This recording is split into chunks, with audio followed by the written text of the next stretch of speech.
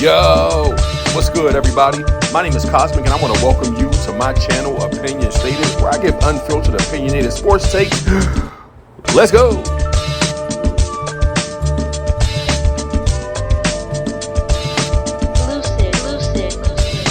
Yo, what's good, everybody? My name is Cosmic. I want to welcome you back to my channel, Opinion Stated, and I have a great episode planned for you today. One that if you've already seen the thumbnail, you know exactly what direction I'm headed into. This is a bit of a follow-up episode to the one that was uploaded on yesterday, which spoke about the Luka Doncic saga in LA, or moving from Dallas, from the Dallas Mavericks, and the diabolical scheme and plan and conspiracy surrounding the potential of the Dallas Mavericks owners, new ownership group or majority ownership group, having plans to move the Dallas Mavericks franchise from Dallas to Las Vegas, ultimately by tanking the team. A lot was covered in that episode.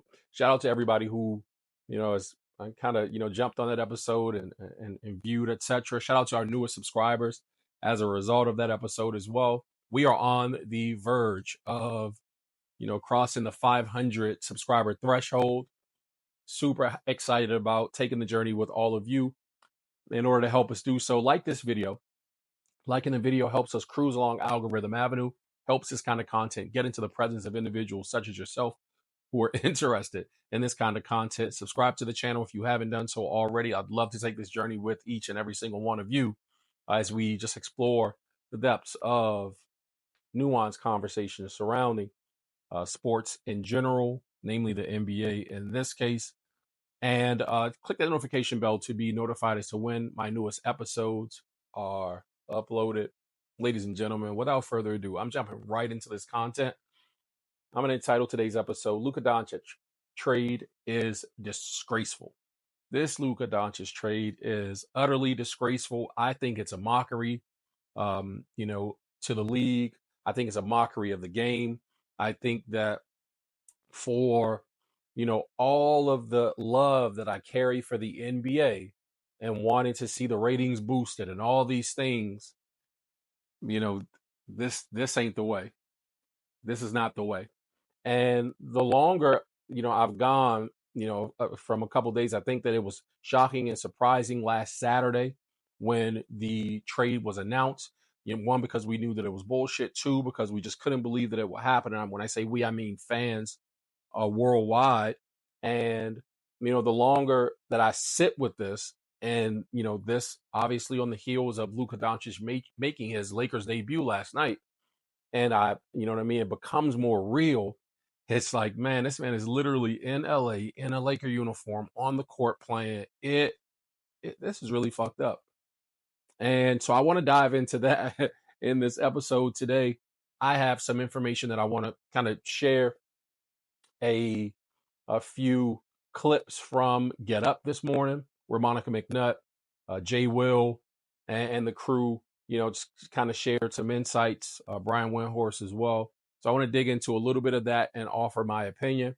Also want to get into just the comments that were made by Patrick Dumont, one of the owners of the Dallas Mavericks, and, just kind of bring it all full circle with my opinions and insights. Without further ado, ladies and gentlemen, I want to get into the first clip, and I want to just hear the insights that were shared, and want you to hear the insights that were shared on Get Up this morning. And then I'll come back and I'll offer my opinion. Let's take a listen to those. Let's the latest, though, on Anthony Davis, because, again, he did not play last night. He's got that abductor injury, and there's some concern on whether or not he may need surgery. What's the latest you're hearing? Okay, so he got imaging. He had the injury on Saturday. He didn't think it was serious. He got imaging on Sunday, and all of a sudden the tone completely changed. And the Mavericks spent yesterday getting medical opinions on the treatment. I am not going to speculate the severity of the injury, but that set of events is not sounding great. The level of injury to the Mavericks big men is jaw-dropping. They now have 4 injured centers Obviously, AD is out. Derek Lively, their young starter before the Davis trade, is out with a broken bone in his ankle. Daniel Gafford banged his knee last night. They called it a knee sprain. I don't know what the outcome is there. Their fourth-string center, Dwight Powell's been out for weeks with a hip injury. Maxi Kleba, the guy that they traded in the Luka trade, had previously broken his foot. That's 5 injured centers. Their starting power forward, PJ Washington, is also been out with injury. It's a mash unit at their big man position. Kyrie Irving is dealing with a back issue, working through a disc injury. Regardless of what you think about the Luka Doncic trade, this team is in a very tenuous position just because of health. Yeah, and listen, people want to tie it, especially in Dallas, Jay Will, the trade to Luka, and they're saying, look, the Lakers got us. Give us your thoughts. Well, look, I mean, if everybody was healthy for Dallas, I would tell you that I think they actually can make a run. That's why it's one of the biggest gambles that we've seen in team sports history. Because with AD and with Gafford and with the size that they have, if everybody were healthy, you would think about the rim protection defensively, where they could be. And that's kind of the way the Lakers tried to play before with multiple bigs. But obviously with what Wendy just said, and obviously seeing Gafford go down last night and all the injuries that this team is dealing with, it's salt on the wound. And it's a hard pill to swallow when you make a move like that and then you're plagued with injuries. Monica, have the Mavericks already lost this trade? I'm not going to say that. I think, I echo what Jay said. Injuries this particular season, I will say this. The Mavericks window to me is a little bit smaller than whatever it is that the Lakers attempt to accomplish. And it's literally fragile, right? Like it's one of those screens that if you put your finger in it, it's going to bust a hole in it. Like it's got some things going on because of the history of these guys in terms of their injury. And frankly, you did trade for an older star. So I will say I personally don't buy year one it necessarily works. I think what we saw in Toronto with Kawhi Leonard continues to be an extreme outlier. So I'm not necessarily sold that this was going to be the year anyway, but based on their history, that window is a little bit fragile. So I do want to start by saying like two things can be true. You know what I mean? Two things can be true. I'm not saying that the player in question, Luka Doncic, and Anthony Davis, who were essentially the two key components in this trade, being swapped for each other, you know what I mean, is like utterly and completely so lopsided that it is ridiculous. What I am saying is that, clearly health is wealth clear across the board, right? Doesn't matter who you trade for. The player needs to be healthy and they need to be, available to play. The best ability is availability. But at the same time, from a long-term perspective and from a superstardom perspective, this is an incredibly lopsided trade. And that is what makes it disgraceful to me. You know what I mean? From a marketability standpoint of how relevant, not just because of their ability to compete, but because of his superstardom, how relevant Luka Doncic made the Dallas Mavericks, right? And from a long-term, outlook, how relevant he would have kept them from a marketability standpoint, being in a Dallas Mavericks uniform versus being in an LA Laker uniform. It's criminal. It is legit criminal. I feel the pain of the Dallas Mavericks fan today. And on that note of speaking about Anthony Davis being injured, this is not even just an opinion. This is almost like just speculation, from my standpoint. I'll keep it clean about it. I don't think AD is in a good place with his health, you know what I mean? And with that ab, strain. If they're talking surgery right now and all that stuff, you don't expect a player to come in year one and help to lead you to the promised land, much like Monica McNutt stated. The Kawhi Leonard situation, is an utter outlier because many players have been dealt, superstar caliber players have been dealt to other teams, and they didn't make it to the finals the subsequent season and win it all, right? Kawhi was a little bit different, being that he was the leader of that team. Kevin Durant being added to the Golden State Warriors is utterly and completely different because they were just a stacked super team, right? But again, I just think that it's criminal in the sense that, AD very well could be done for the rest of the season. for all we know, they're talking about surgery. You know what I mean? He could constantly come back and just continue to re-aggravate that injury and, have that be the deciding factor as to whether or not the Dallas Mavericks even, repeat a return to the finals as they did last season. And so that to me just doesn't sit well, man. It's not cool.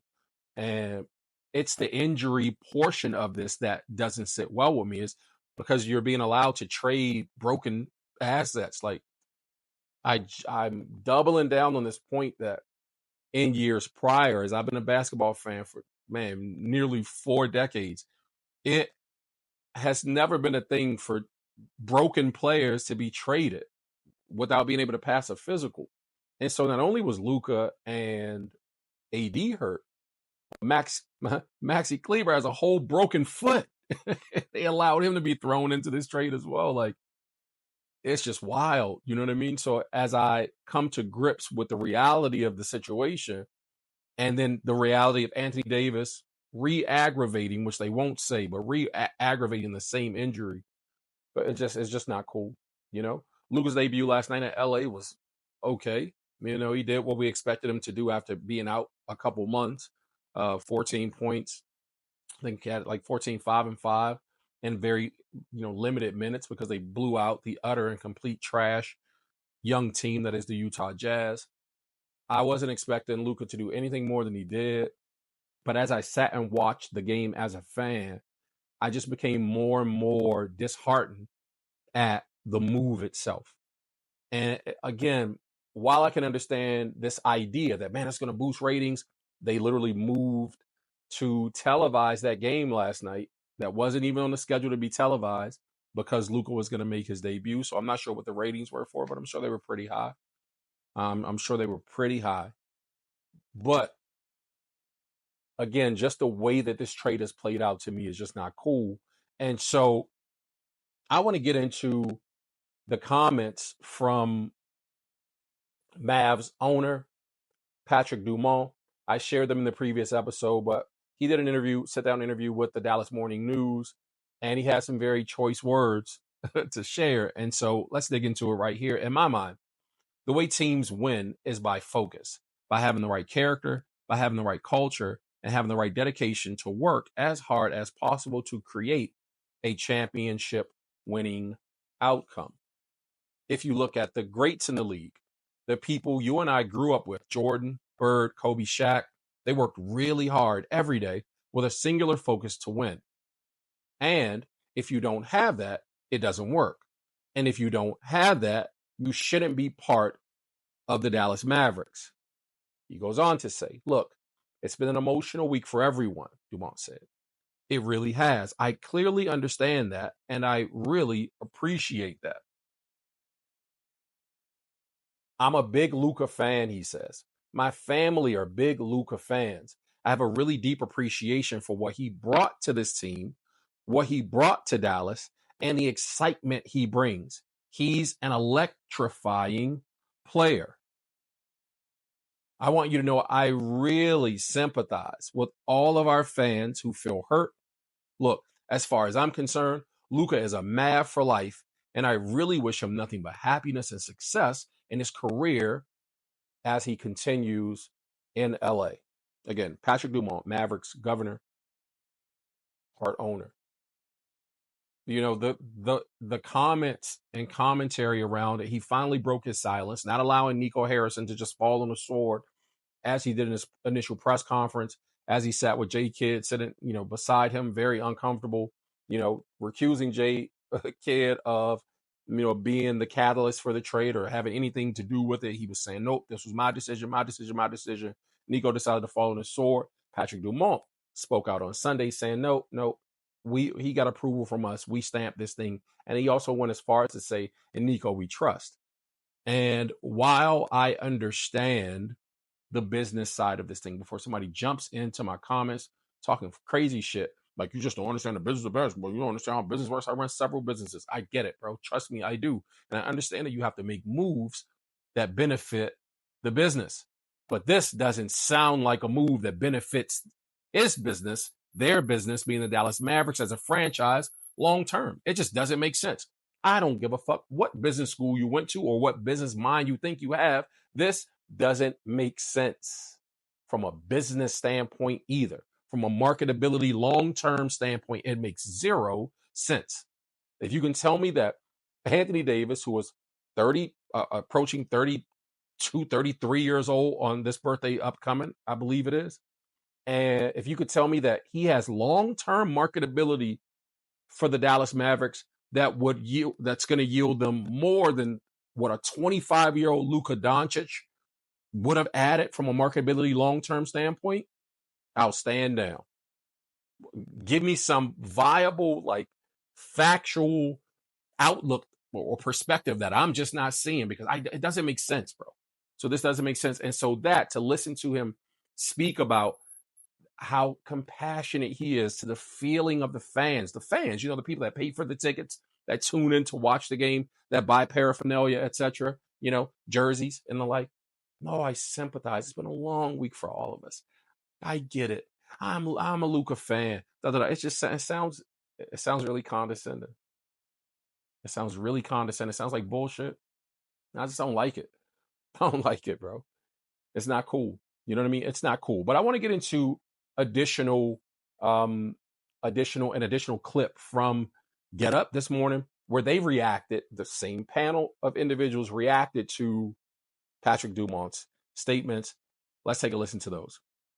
Wendy, he's going basically adding to what you've heard out of Dallas, that Luka not in shape, that Luka doesn't adhere to a diet.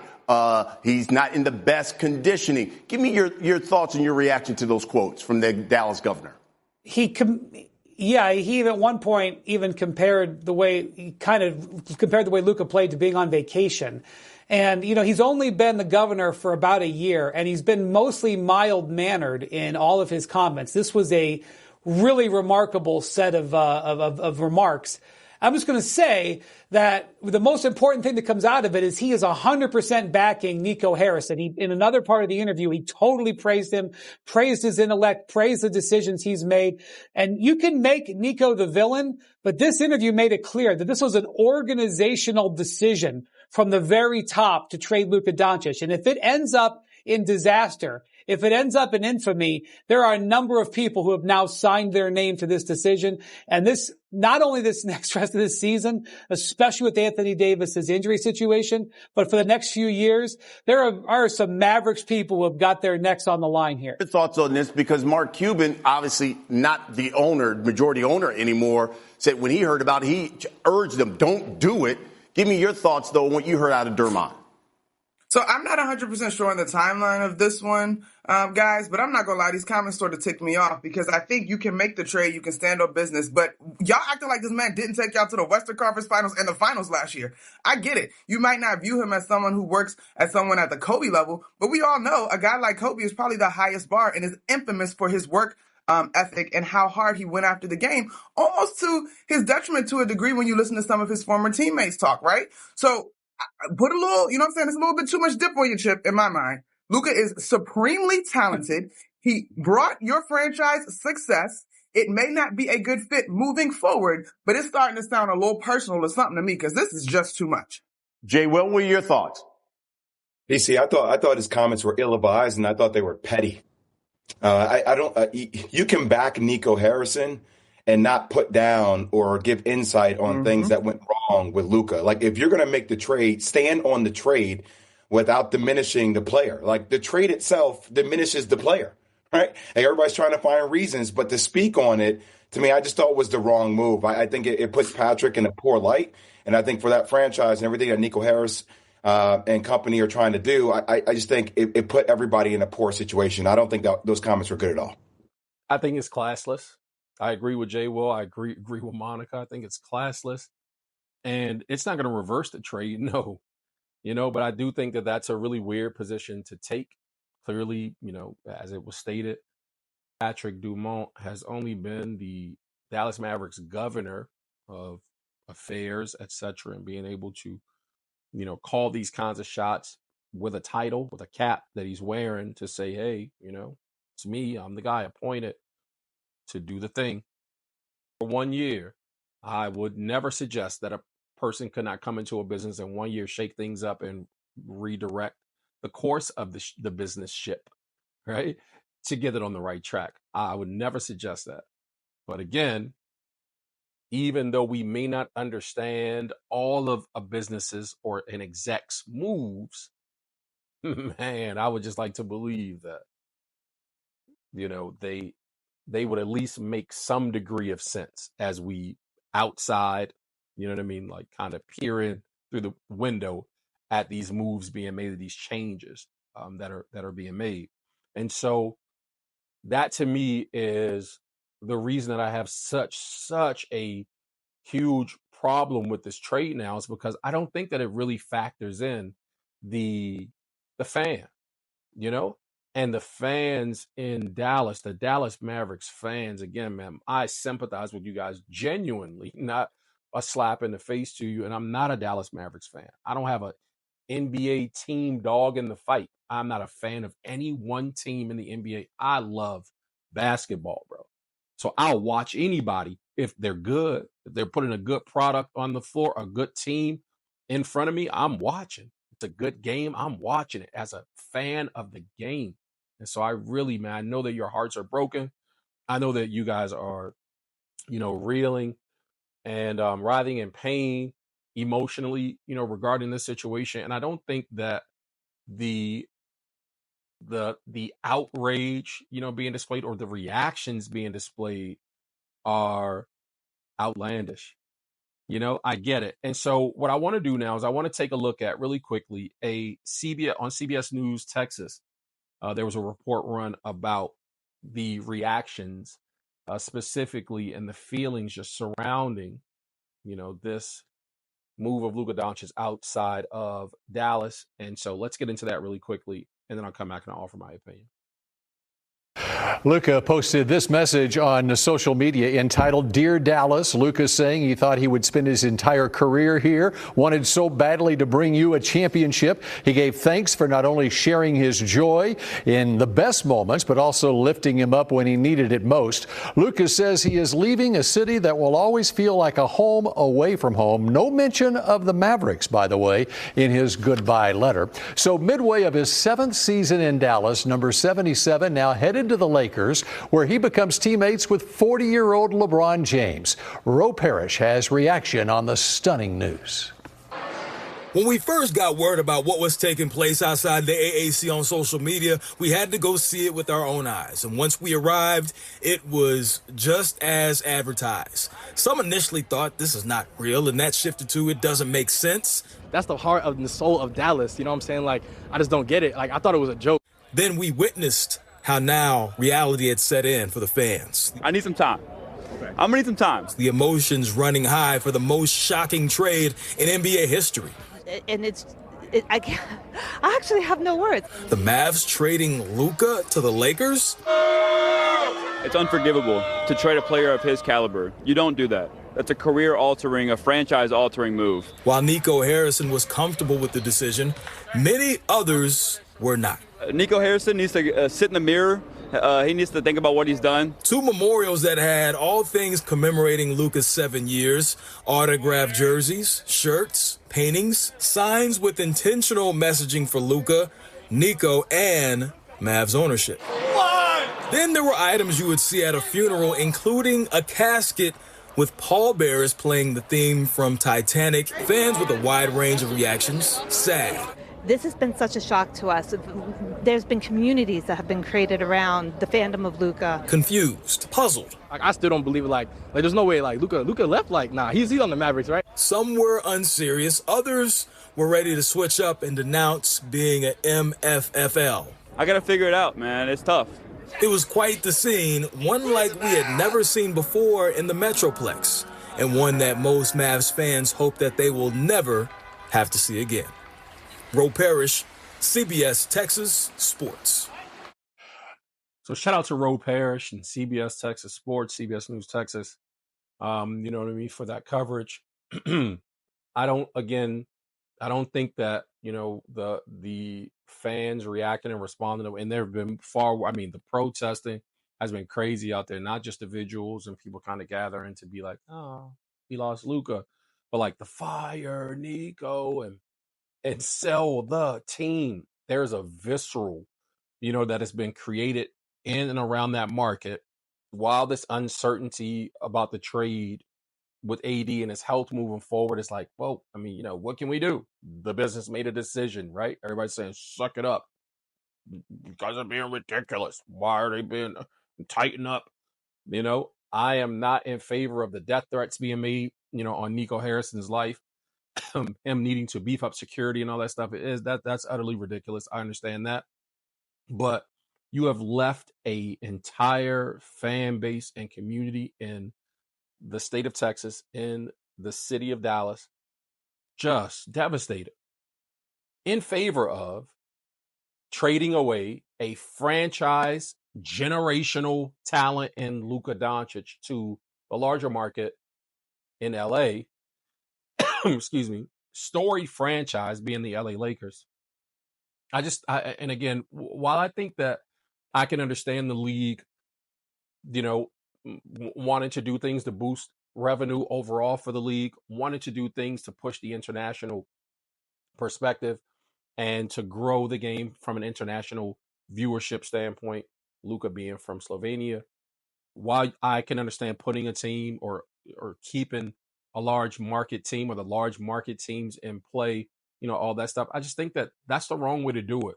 A commissioner of the league even has a responsibility to veto certain things and to make decisions when, certain trades when they come across the desk, or to make decisions or advise the owners, on certain moves being made that may be a detriment to the league long term.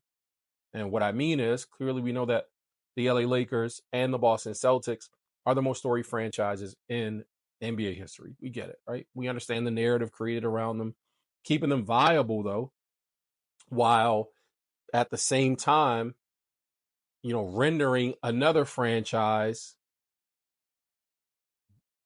barely watchable or potentially, devastating them to have them continue to stay in this constant space of growth doesn't really balance out the league. And so, again, while I can be touched by the desire to, say, oh, well, when this team has a winning team, the ratings are a little bit better, et cetera. I think that if you give every market, that's the purpose of the draft. I thought that was the purpose of, like assuring that we put a salary cap in place to make sure that a team doesn't just load up on 5 of the greatest players in the game and say we can offer them whatever amount of money that we can because we're the mighty Los Angeles Lakers or we're the Steve Ballmer driven LA Clippers and I have all this extra money that I'll throw. A cap was put in place for a reason. And so there are rules that are put in place for a reason. But even when there are not, a team can figure out some wiggle room or desires expressed, a la a Chris Paul and Kobe Bryant joining of forces in LA, which was vetoed by former commissioner David Stern back in the day. You can understand. That's like, man, that's not a long-term good move because it's going to destroy the viability of the product.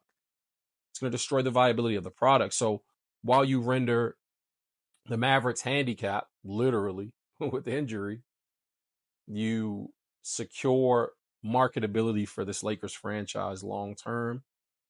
And it's not, it's already bad enough, I feel like, that we were being constantly, over recent years, beat over the head, and still present day, beat over the head with this Lakers are going to win a championship. The Lakers aren't contender. The Lakers, when the Lakers have been fucking shit. They've been trash. And so you do this thing that handicaps and cripples this organization. And it's not that it's the league's fault solely. But if I, as an owner, Cosmic, who's talking to you guys right now, if I, God willing, hit the Powerball, and I got the stupid Powerball jackpot, 304 million or billion or something crazy, that then makes me a potential serious player because banks now want to loan me more money because I have some money, and investors want to do business with me now because they understand what I want to do. And I happen to be a part of an ownership group, majority stake of an NBA franchise. And I want to do something utterly ridiculous, like gut my entire team and start building out my roster from a fantasy perspective, think Daniel Snyder with the Washington Redskins for many seasons. I just started taking on aging superstars and I'm doing all this stupid, silly stuff because I think that I know better. I would expect that the board of governors, being the ownership, the owners, and the league itself would step in and say, hey, champ, I think you're in a little over your skis here. We're not going to allow, sanction these kinds of moves to be made because it's just not smart. You know what I'm saying? And so for the league not to step in on this deal and kind of squash it, I don't know what to think of that outside of, the obvious, which is they care more about the large market LA Lakers than they care about the lowly Dallas Mavericks or any of the other smaller market teams in the league. And I don't know if that's a good sign for, basketball's long-term viewership, their long-term viability and success. I think that, Patrick Dumont is well within right to try and make moves, for his team as the owner. But I think that the league has a responsibility also to step in and calm down some of these situations so that we don't get utter and ridiculous moves being made like Luka Doncic to the LA Lakers. And that's my opinion. It's been the basis of this particular episode. I want to thank you guys for tuning in. Like the video if you haven't done so already. And once again, please subscribe to the channel if you haven't done so already. Help us get to that 500 subscriber threshold. I'll catch you guys in the next episode. Until then, take care of yourselves. Blessings.